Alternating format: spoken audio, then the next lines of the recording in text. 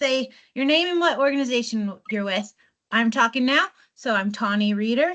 I'm with Craft 3 and I'm a consumer lending director. I pick Carrie Conley. Hi, I appreciate that. I am Carrie Conley. I am with ETO and I am a program coordinator. I work with Aubrey and Eddie and Alex, and I am new. This is day 4, so I am a little bit not up to speed. So feel free to reach out or send me anything you think would be helpful. Welcome. And who do you popcorn to? I popcorn to Shauna. I'm Shauna McDonough. I'm program analyst here with Manufactured Housing and Marina Communities, and I did just start the recording, so I needed to let you all know that. I will go to Carrie Hodai. Good morning. I'm Carrie Hodai. I am the program manager for OHCS's Manufactured Home Replacement Program. Oh, and I have to popcorn to somebody. Bill. Good morning, everybody. Bill Van Vliet. I'm with NOAA, the Network for Oregon Affordable Housing, and we're affordable housing lender and also do a lot of policy work around manufactured housing. And I will put it over to Arthur. Hey guys, Arthur Chapman with Business Oregon, and I am on my way back to my desk after another meeting this morning. So I'm on the phone for now, but I'll be in person shortly. And I haven't heard Rick yet, I think, so I'll popcorn to him. Okay, yeah, Rick Abrego, Assistant Director for Manufactured Housing of the OHCS. And how about Alexandra Hansen? There, I am Alexandria Hansen with ETO, Program Navigator for the Manufactured Home Program. I will popcorn over to Aubrey. Thanks, Alex. I'm Aubrey Sharp, and I'm Program Coordinator with the Manufactured Housing Replacement Program for Energy Trust of Oregon, which is also ETO. And I will popcorn over to Cindy. Good morning. I'm Cindy Buckner. I'm a program analyst with OHCS and the MMCRC division. And I will popcorn over to Judy. Thank you. Hi, I'm Judy Farrell, program analyst with Oregon Housing Community Services Manufactured Marinas Community Resource Center. And I will popcorn over to Eddie. Hi, everyone. I'm Eddie Spezza. I'm the program navigator for Energy Trust of Oregon. And I can't see everybody, so can somebody just jump on? I'm on my phone. I'm at an event right now, so thank you, Judy. Thanks, Eddie, for picking me. I appreciate it. I'm Matt Rosen. I am new to this call. I am the Planning and Policy Analyst for the Homeownership Division for Housing and Community Services. So very excited to be with you all. And I will popcorn over, I see that there is another one, to Adrian. Hello, my name is Adrian. I am a program analyst too in the Manufactured Housing Division as well. Popped in a couple minutes late, so I don't know everyone that's gone. Carrie, have you gone? Yeah. How about at this stage you just volunteer to go if you have not gone yet? We're doing great with the popcorn though. You guys passed 3rd grade officially. I'm Catherine Dalton. It says KJ Dalton. For some reason, it's signing on with my personal handle, which is weird. But Catherine Dalton with Community Solutions of Central Oregon. We're one of the Oregon CDRCs that provides services to the MMCRC folks when there's a manufactured home, tenant, landlord, that kind of problem. So I'm the director of the center down here in Central Oregon.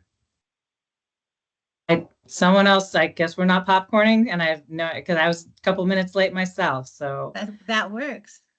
That's all right. I'll go next real quick here. I'm Kate Hillig. I'm also new to this call. I am the new as of April, program manager for the GHAP and HDG programs for affordable rental housing at OHCS, which does have some good crossover here for this group. It's really great to join you this morning. Hi, and my name is James Klosnik. I'm a communications coordinator at OHCS, and I support the homeownership division. I think I'll pass it to Dan. Morning, I'm Dan Elliott. I'm the Senior Policy Advisor and Analyst for the Energy Services unit and division or section over at HCS. This is sort of my first meeting, but I do a lot of meeting haunts. This is one of them.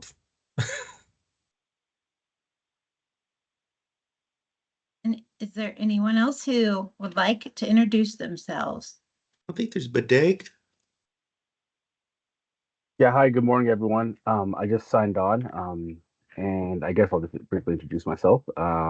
Teddy Bodega. I'm a policy analyst with the Division of Financial Regulation at the Department of Consumer and Business Services.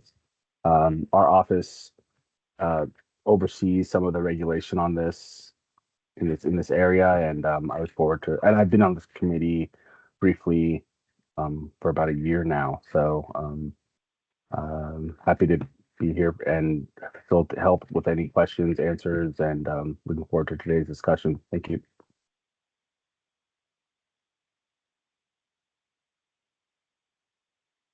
Great.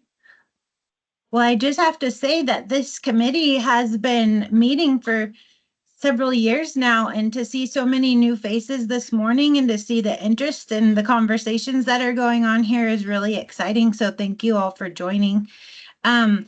Carrie, I was thinking it would be great to get a list of the folks who are new this morning and share the charter of this group with them. What y'all missed over the last few meetings is that we've been reviewing the intention for this committee and what our goals are and why we meet.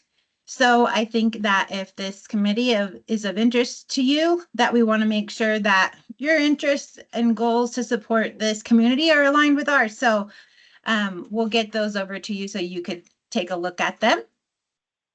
This morning, Carrie put the agenda in the chat.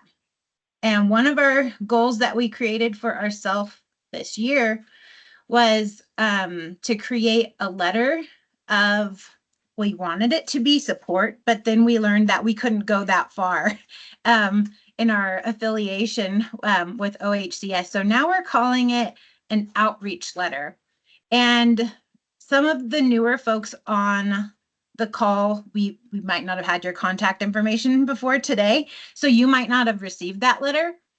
But for the standing committee members, they received a draft that they were asked to review, and we're wanting just to get feedback about that letter first and foremost. And then we were going to brainstorm today about what community members and leaders we want to send this outreach letter to. So anyone who received the draft and had the opportunity to review, was there any feedback that you wanted to provide? And if your feedback is, oh shoot, I'm too busy with my full-time job to read that letter, let me know now and we could bring the letter up on the screen and kind of go through it.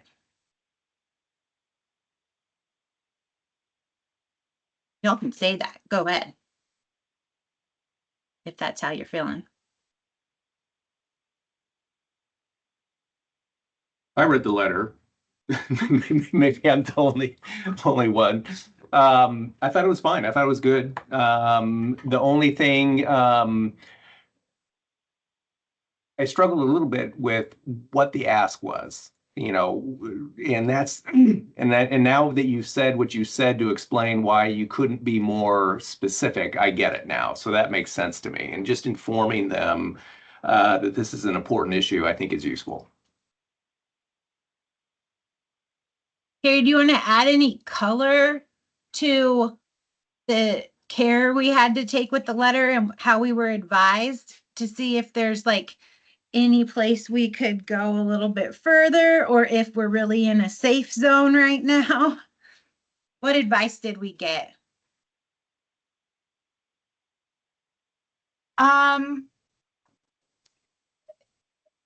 The advice we were given was that that the letter can't include calls for legislative action or activity. So I think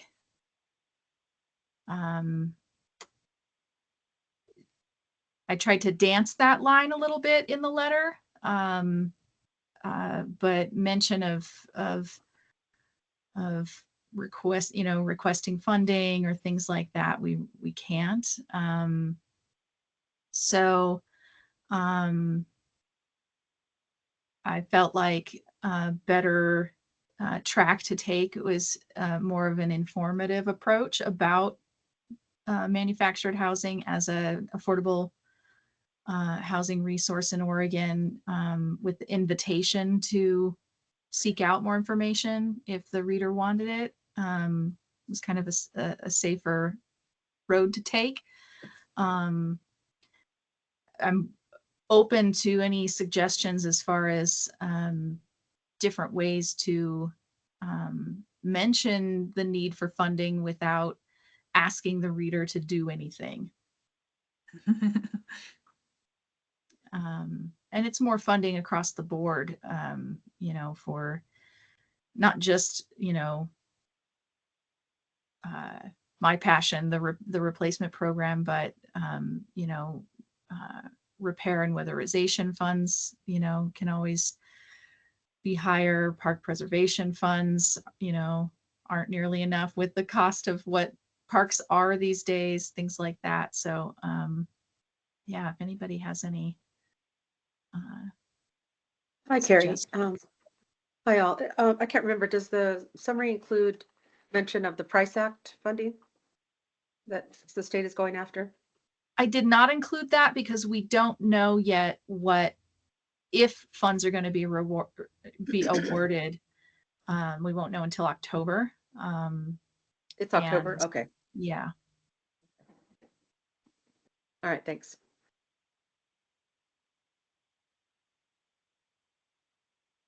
So I think it might be useful to sort of set a goal around when we want to get this letter out, and then a deadline for feedback from this group.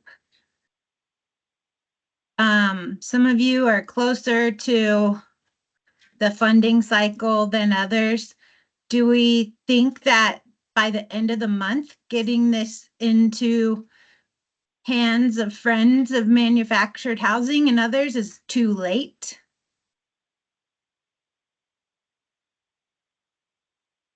Is this more of an urgent bill? I'm sorry, I have been out for a few months, but I'm curious how you're thinking about distributing this. Who's going to do the distribution and to what audience? I'm curious about that because that might inform kind of how I look at this letter. I think we will also want to talk about to who today. I assumed email. Okay. And from the committee, not from OHCS. And so if it needs to come from like me as the chair or something like that, I'll need to get permission from my organization because I don't think the committee has like a email or, so. Yeah. Maybe we kick off some conversation around to whom do we believe should receive this. At the top of my mind is Pam Marsh, who's been a supporter. And she's down in Klamath Falls area, correct? He's Medford, Ashland. Medford, Ashland, okay. Yeah. Do we send it to the preservation work group? And yeah. If you're going to send it to legislators, I'd do both housing committees. Oh, okay. Yeah, I agree. And I would send it to the resident associations too, OSTA, especially. Can't remember if there's a second tenant group. Is there a second tenant group, Rose? Well, there's one forming, but if you send it to OSTA, it'll be shared with that second tenant group. Can you say the abbreviation, the letters of that abbreviation? I'm sorry, I should be more familiar, but I'm not. Oregon State Tenants Association. Tenants, okay. Yeah, and who is Thank the you. current, I can't remember, who is the current executive director, Bill, do you know? Was Angela, but I'm Can't not sure who it remember. is now. But Yeah, you'll I'm be not able to sure. find that on the website. I'll look it up. Yeah. But that's all the residents. That's the Association of Manufactured Homeowners, the residents of homes, Okay, or owners of homes, I should say, so in both parks.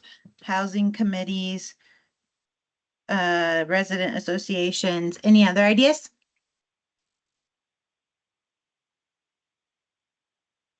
I know what we did individually here. I mean, we have to be careful because we're a 501c3 and not a 501c4. But because our center in particular is 100% volunteer driven in terms of the mediations we do, we don't have any paid mediators that do these mediations. They're all pro bono.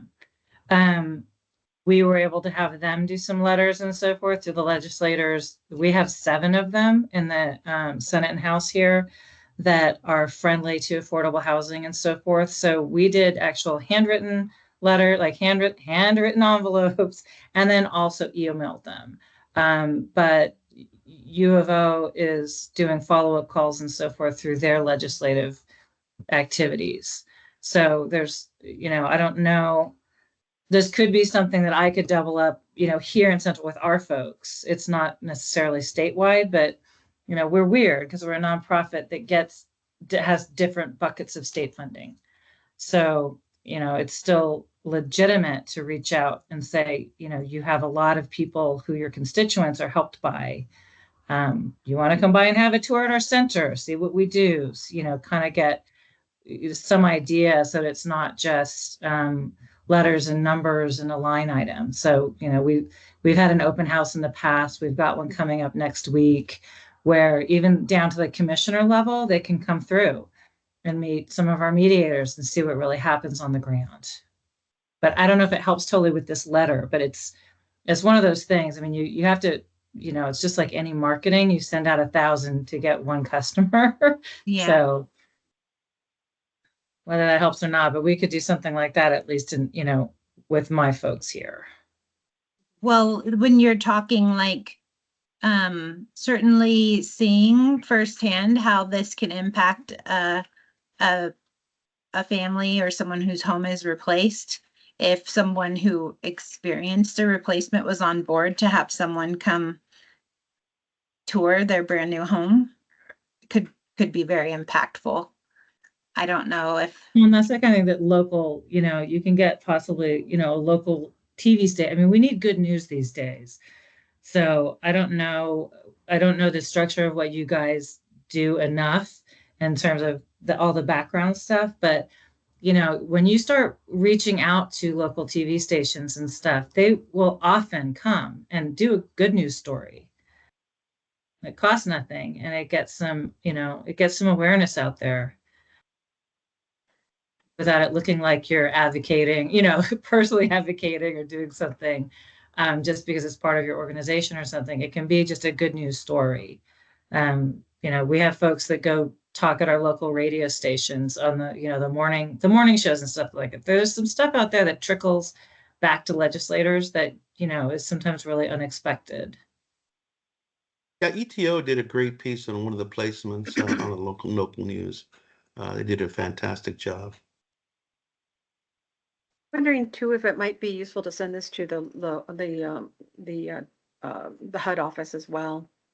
The HUD has a new Office of Manufactured Housing, and they just announced, I don't know if it was yesterday or today, that they are revising the HUD code so that the construction is going to be more comparable to stick-built homes. And there's momentum building within that, the federal level, to provide more funding for manufactured structures and modular housing, because that is those are going to be the affordable home ownership units for low-income families. I mean, that's given price points, especially on the West Coast. That's happening kind of everywhere. And so I think it'd be good to keep the local head office abreast of what the state is doing. And if they're involved at all in the rating and ranking and scoring of applications that are coming to the national office, they may be consulted. I don't know, but just keeping them informed of what the state is doing, I think, is always helpful. Got that down. Now, Rick, was your office involved in the capital stack for that replacement that was featured on the news? Not our office. Your funding, it wasn't a replacement that OHCS helped to fund? I'm not sure what on the budget. I'm not sure what you're talking about. Like, did they use replacement funds for that project that ETO had covered by the news? Oh, yes, absolutely. I wonder if we couldn't include a link to that newscast in the Oh, letter. absolutely. It's on our website, so we can do that. Absolutely. Yeah, that would be like a way to almost generate that a news story for Yeah. the legislators and folks to look at just in the email or Absolutely. the letter or whatever it is that so let's add that, Carrie. That's a great idea. Okay, so we've got the housing committees, the residents of OSTA, the local HUD office, and then adding that news piece. And then ideas about handwritten letters versus email, which we'll see what we can do about that. And then a great ideas about tours and things, but we'd have to get homeowners on board. Any other distributing to manufacturers? That wouldn't hurt. I think that'd be useful. And then yeah, they have a trade association, so you can send it there. Trade association. And what's it you can ask me, called? and you're going to ask me that, and I am not going to tell you the acronym right now. So Okay. Is it inappropriate, or you just can't remember it? I can't remember it. Okay. Yeah, I should Sometimes know they that don't too, think and I don't about know what it. the acronyms spell out, Are you talking about? You're talking about the manufacturers. Okay, let's Yeah. see. I'm There's gonna- MHCO too. They represent the owners, the park owners, and I think they should know what's going on. Can you say it one But more time, Rose?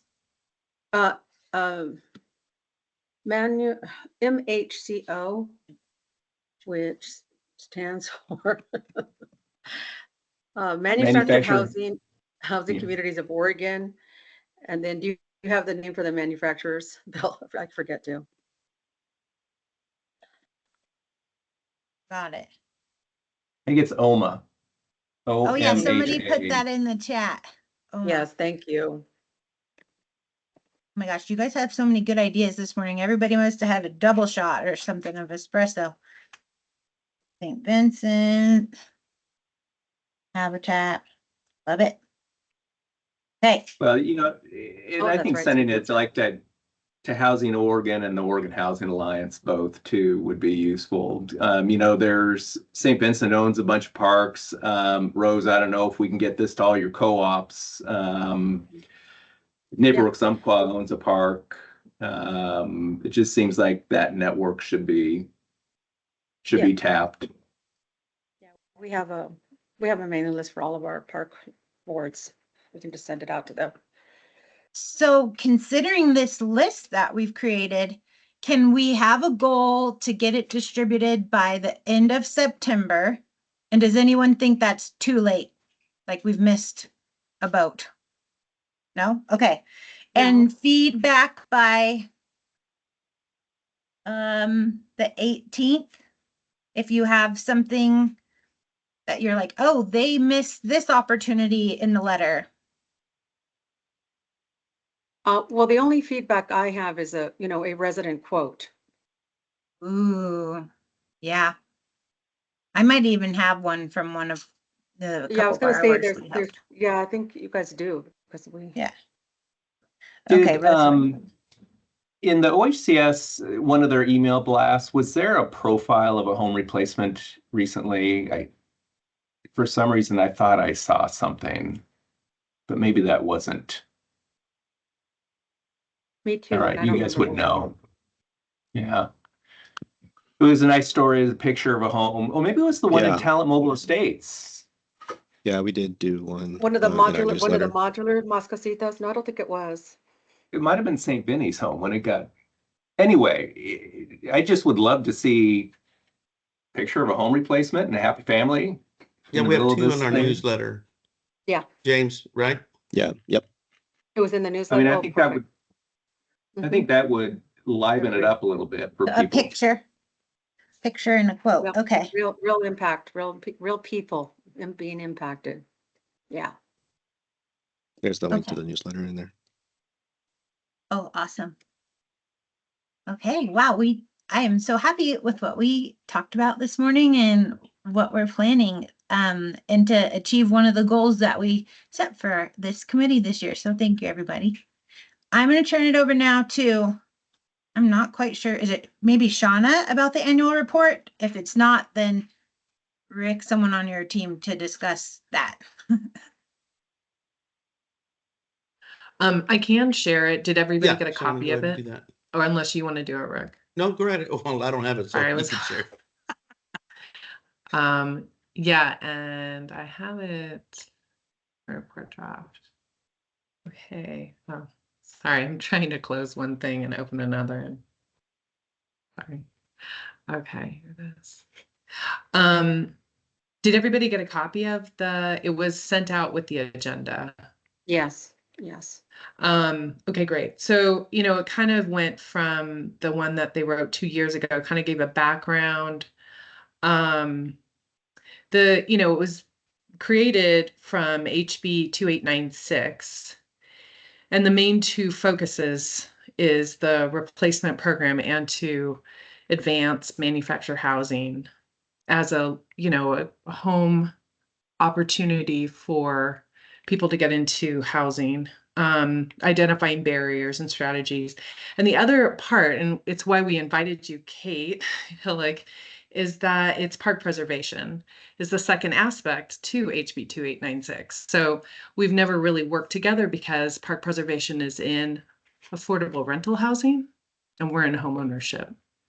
So, I don't think we've ever really worked together, even though also the price grant is park preservation and manufactured hose repair and replacement. So this was just, we have to send this to Housing Stability Council, I think, who we have to share it with.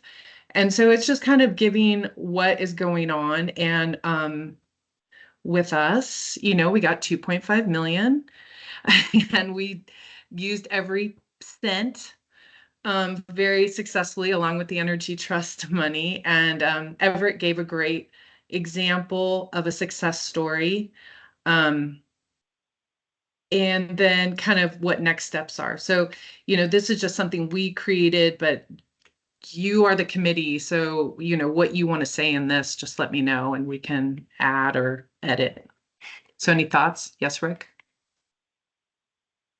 And just wanted to kind of add also that's not on the agenda that, and Dan is here. He wanted to talk about a new funding stream that our the manufactured housing we'll be able to tap into with the energy funds. So when that opportunity comes up, I'd like to have Dan kind of share that with everybody. The one I read this too. Surprisingly, I did my homework this time.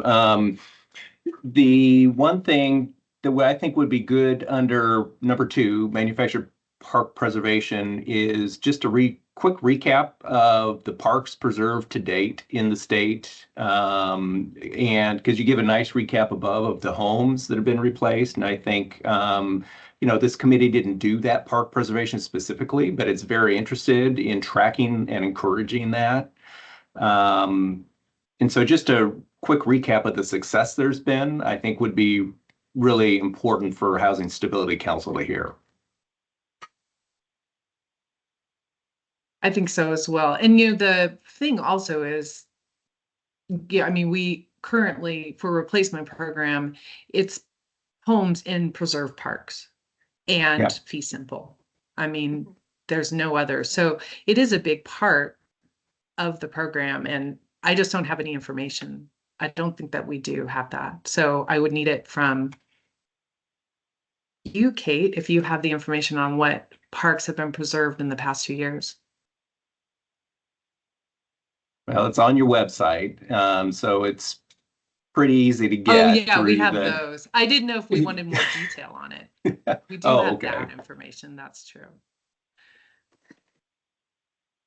Yeah, Like, if did you you want? would like to get maybe like a wish list of items together, like that are more specific than what we currently have posted on the website, I can see how quickly I can scrape that data and get it over to you. That's fine. I'll just go from the website.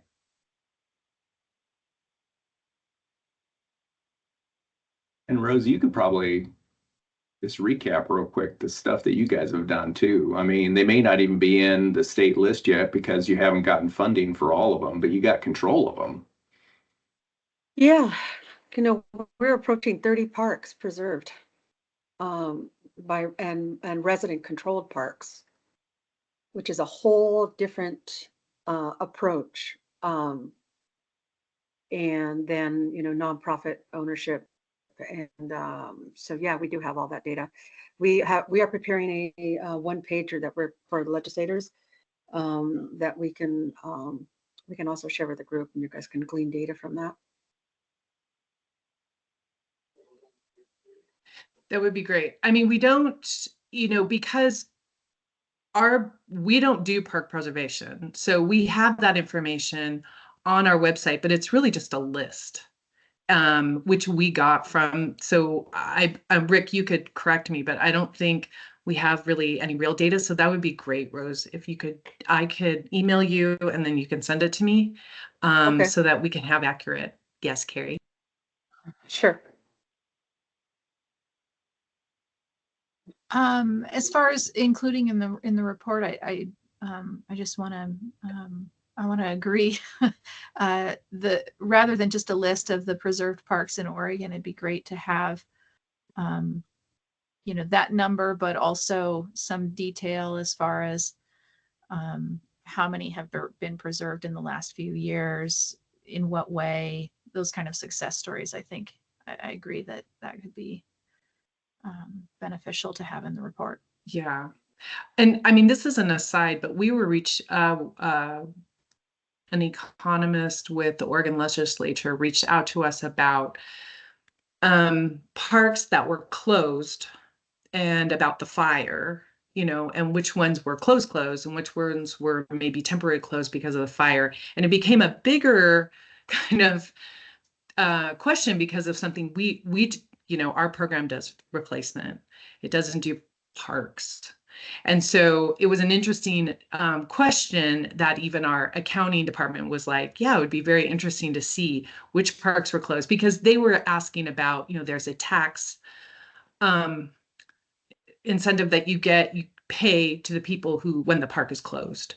And so he was like, nobody's taken advantage of this tax incentive for 5 years. And so we're wondering, are parks closed or not? So it was interesting in that we need to obtain that information to find out maybe some of those parks that were burned down became preserved parks. So I can reach out to you later, Rose, and find out about that. Yeah, well, wouldn't DRR have all that data? The DRR think. department within Sorry. OHCS? No? Okay. And I'm sorry, is that tax for homeowners? I mean that. Yeah, so when a park credit? is closed, and we have all that information, closed parks, but there's very few that actually close. Yeah, Maybe and I'm one sure they're every not, 2 years. yeah, and I'm sure they're not aware of it. I mean, and somehow Right. that information isn't getting disseminated. It's supposed to be in their lease agreement, their tenant agreement, Okay. but I don't know if it's ever put in there. Anyways, I'm getting on a tangent, so sorry about that. Okay, I'm sorry. Yeah, send me all that information. Thanks. That's I think good it's relevant, though. information. Yeah. Yeah, I think it's relevant for us to take as a committee to look into that down the road. That could be on sort of this next year's list of things to talk about. And and understand better and see if we have any recommendations about. Now, Shauna, are you looking for any further feedback? And do you want to set a deadline for that before you need to finalize this? Carrie, is there a deadline for when we have to get the annual report? I'll chime in on that. We just need to present it to Housing Stability Council. It's always trying to get on the agenda. Sometimes we have such a full the meeting. It's like, okay, you get bumped. It's more trying to get approvals for actual housing that is the most important thing, and reports kind of get pushed off to the side. But so we have a little time. If anyone wanted to provide more ideas and feedback, do you want to shut that down within like a week's time? It sounds like. If we can get everything in, if we can finish up everything by the end of the month, that way we can, put it into an October or November report. That'd be great. Okay.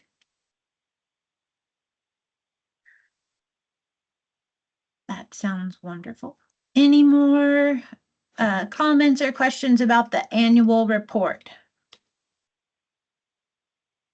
Oh, and just to clarify, I was thinking you would send the annual, I got confused about which document you were reviewing, but I was thinking sending the annual report to the local HUD office. That was what I was thinking you could share. And not the outreach letter? Well, maybe both, but I mean, yeah, maybe both, but I was particularly interested in the annual report. Okay. To HUD. Got it. Well, I'll share the final list of who we send the outreach letter to with you, Rose, because I'll probably need to get contact information from folks from you anyway. So we'll connect. Okay. Okay. I think the next two bullets have Everett's name written all over them. Correct me if I'm wrong, Everett.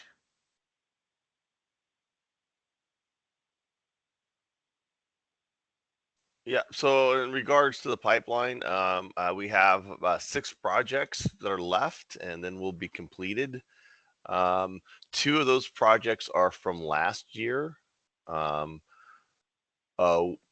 of them, we had a late start because of the client's mother passed away in Montana, and her husband's disabled, so it was really difficult for her to split. She was, spending a lot of time in Montana taking care of those affairs and stuff. So, but it's back on track. And the other one from last year, the lady fell and broke her hip back in November, and she recovered from that, and then she fell again and broke her clavicle.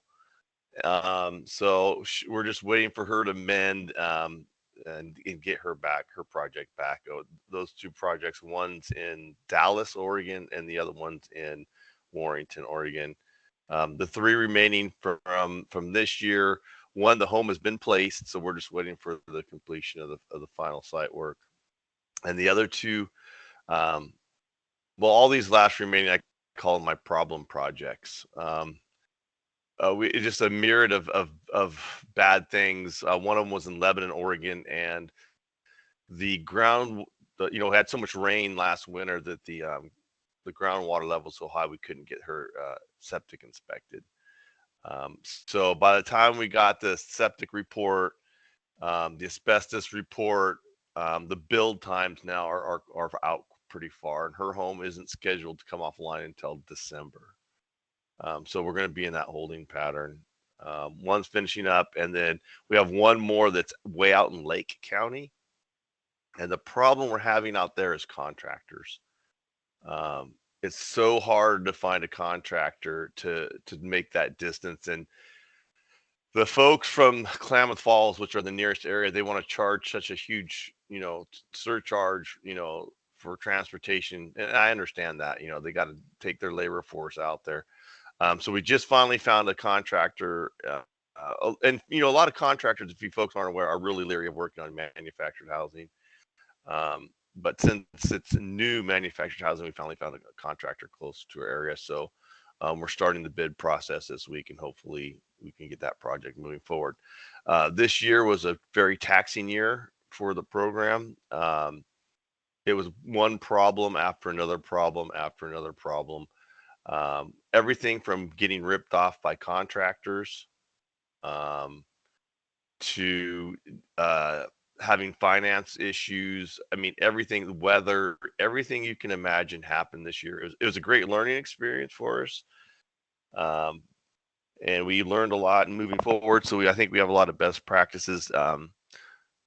I think one of our biggest challenges moving forward is going to be the contractors. I mean, the folks that are, in around Medford, Portland, Salem, Eugene, it's pretty easy because there's been, contractors in their line of work for, decades. A lot of our family run businesses that do a great job. But when we start moving into the rural communities, it's kind of a crapshoot. Finding a contractor, that has experience in manufactured housing, and they can get the job done in a timely manner. Any questions?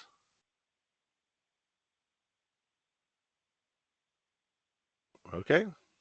Everett, I know that you and I, when we worked closer together, when we delivered our financing program, that we talked about, vetting contractors. And if you ever want to have a conversation, we still work with quite a few contractors, particularly in the septic area. I'd be happy to share what we've learned over the last 20 years and our practices.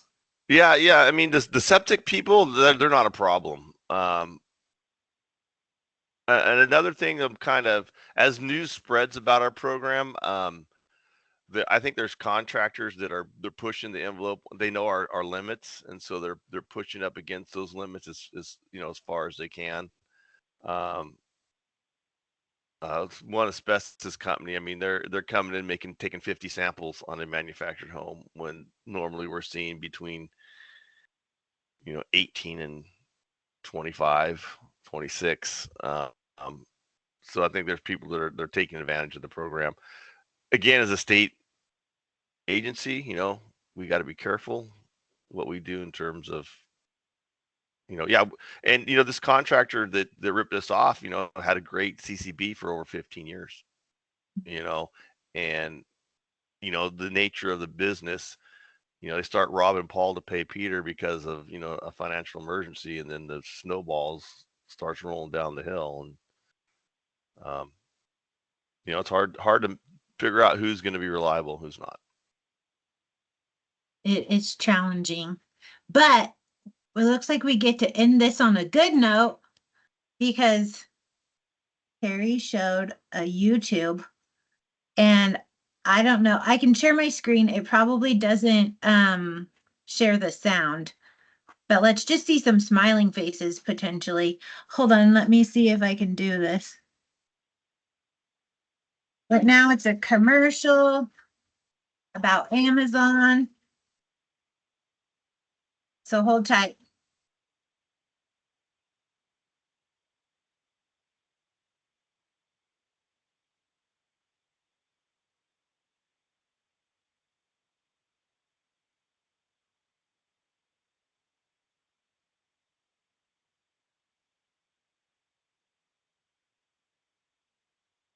Was this one that went on fee simple land or, oh no, it's in a park, looks like.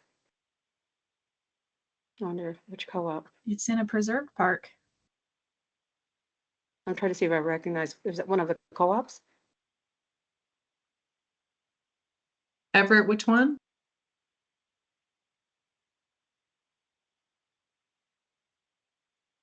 It was Woodburn. Is Aubrey on the call? She can probably explain this a lot better than I can. Yeah, it's a nonprofit owned park by Caritas. It's in Hubbard, and for some reason it is. Let me look. I'm looking up the name of it. It's just slipping my mind all of a sudden.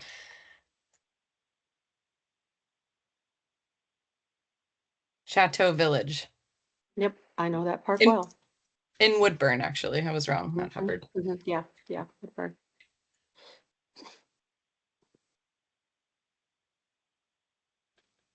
Shauna, would you be able to put some of the pictures from Westside Pines in the maybe in the chat? Yeah.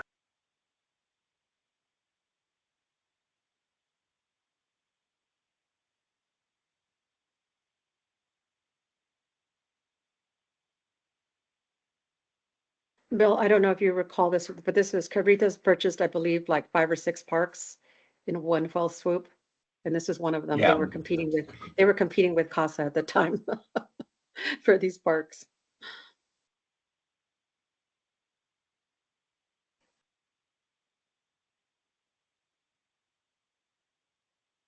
I don't remember much about them as an organization. Mhm. Yeah, they're out of California.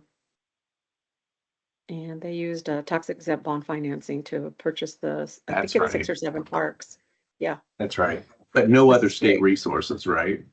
No, no state resources, just the tax exempt bond financing. So this was really a unique portfolio purchase. Yeah. Well, they're probably not in the preserve list then either. They may not be. I don't know. That's a good question. That would only be OHCS funded projects. Yeah. Oh, that's interesting. But they should be identified at least as a nonprofit, purchase park. Yeah. So somehow that needs to be identified. We recognize them as a preserve park for our program. Okay. Oh, great, great. Great. Great. Yeah, this is great. We'll have to look at the YouTube video. I'll save it. And correct me if I'm wrong, Everett. This is a multi-generation replacement. Aren't there 3 generations living in the home? That is correct. Yes, I think is Eddie. Eddie can, if he's on the call, he was really involved with navigating this project. He had Aubrey, to is jump Eddie? off earlier, he said. Okay. Yeah, he's at an event. It's 2 generations. It's 2 generations. I don't recall that it was 3. I could be I wrong. thought maybe grandma lived in the home too, but Yeah, I think Grandma lives there too, if I remember Oh. right. An amazing family, great to work with. Wow, it was a neat project. To have a multi-generational home and such a range. I think the youngest one, Aubrey, is like 2 or 3. Yeah. When I first met them, she was like, I think just learning how to walk. So I think she's yeah. Yeah. So this was a great success for us for sure. That's why you do all the hard ones, probably, Everett. Well, right on. Thank you for sharing that. there's our in the chat. That's the most recent one at Westside Pines in Bend. Oh, yeah. I've driven by that one. It looks really good. It looks really nice in that neighborhood.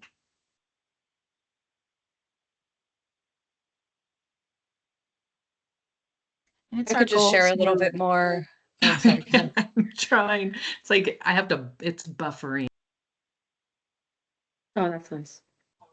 And that it would probably blend in really well in that particular park, given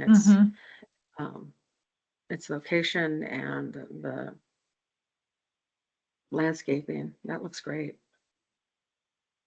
Yep, that looks really great. She's such a fun lady.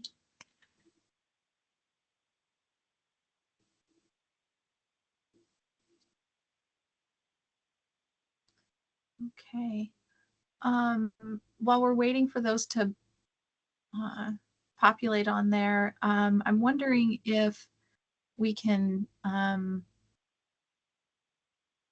postpone the last thing on the agenda is our post-placement survey that we're working on. Maybe we can move that to the next meeting and give some time to Rick and Dan Elliott to give an update on our energy funding. Yeah, definitely Dan. Would you like me to start, Rick? Please do, sir. Great. So good morning, folks. Again, my name's Dan Elliott. I'm the Senior Policy Analyst and Lead for the Energy Services Programs, and I'm pleased to share with you some work that we've been doing. I'm sure that you've probably been updated to that on a pilot with some energy funds that has now shown a proof of concept. It was for $500,000, Everett, and some change, and they absolutely knocked it out of the knocked it out of the park. What we anticipated to take them a couple of years to do, they did in 6 months, showing a capacity and a need. And we have some funds over in energy. That is the public purpose charge funds. Energy Trust of Oregon also is a recipient and administrator of these dollars. For those of you that have PGE and Pacific Power customer bills, you'll see a little fee on there. And we are recipients of that on the energy side of things, as well as there's a little part that goes to housing as well for that. Now, the portion that comes to energy, one of the things that we did is we worked with Energy Trust early on to have a dual program. This is a few years back, to put together a manufactured home replacement incentive that would go along for the purchase of a energy efficiency building. Well, we are doing that as well. And we just did that with Everett and Rick and Shauna and Carrie and put together a really good solution. And they've already used it on units already to get folks into buildings.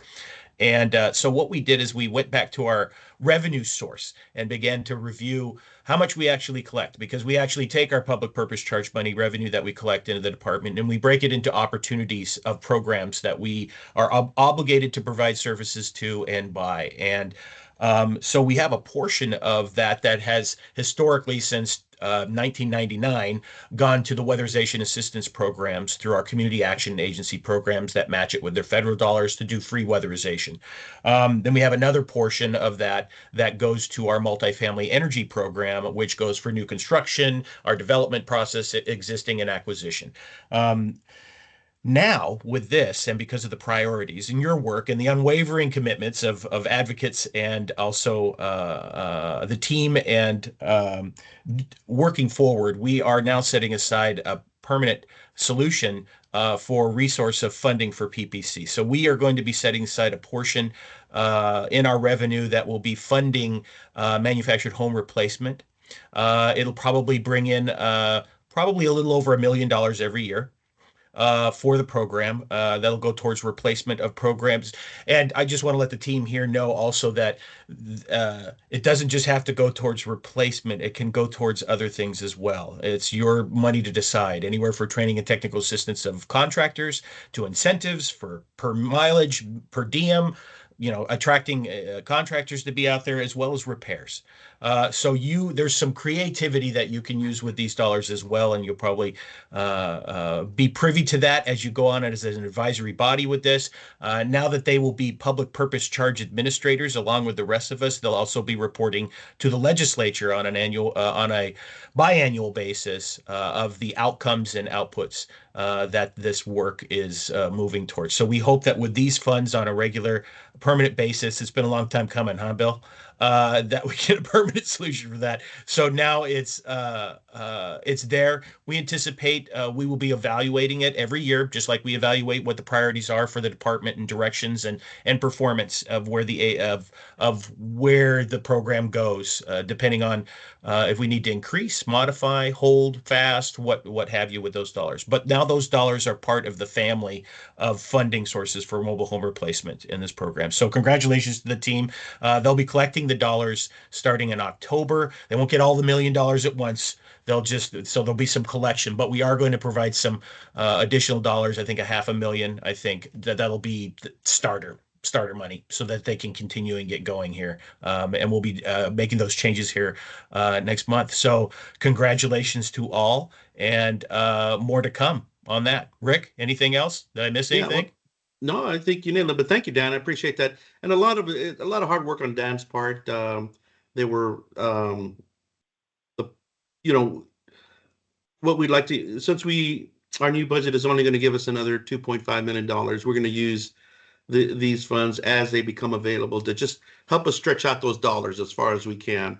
So we'll still parse it out probably in the same amounts that we've been doing it before, at 25, maybe 30 30,000, per project, just to help for the cost of the replacement program, so we could stretch this thing out as far as we can. We used with the last 2.5, we used a lot of the energy money, and which allowed us to probably place another 4 additional homes, because we're able to just stretch it out and assist in a different project. So we're excited about it, that it's now permanent, and so we're not waiting around for what do we do, because sometimes we get stuck with, we don't have enough to replace another one.